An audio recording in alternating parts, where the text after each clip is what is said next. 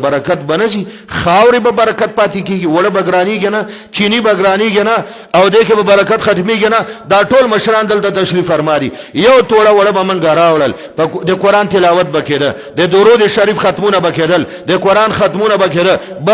بچي بناسته د قران سبقونه به ناصره وغیرہ کور کې به برکت یو توړه به میاش کېده نن توړه دوه ورځې نه کیږي یو ډبه غوړي به راوړي یو دړی یو میاش بکیده تلاوتونه زیاتو ذکرونه زیاتو بسم الله ډیروا دا اوراد او احزاب ډیرو چې کله هغه زمنګ د کورونا لړ کډه وکړه دی هغه په ځای باندې ټي وی راغی دی هغه په ځای باندې ډیشن ټینا راغله دی هغه په ځای باندې نیټ راغی دی هغه په ځای باندې فیسبوک راغی دی هغه ځای باندې سوشل میډیا راغله او غلط استعمال شروع شو د خزه سره په لاس کې دا سوزکی عمره موبایل د جنۍ سره په لاس کې دا موبایل د نوجوان سره په لاس کې دا موبایل په خوا به سحر مانځنه پس د مسلمان د هر کور نه د قران د تلاوت आवाज او د ذکر او د درود نن د هر کور نه چې ود کیږي مغه شیان غوګونه کې ور کړی دا فیسبوک او دا نیټ کوي هم داسې ودشي او چې را پاسیم په مردار مخ دی او د سول مانزو د تلاوت نه مخ کې اول فیسبوک او دا کیسه کوي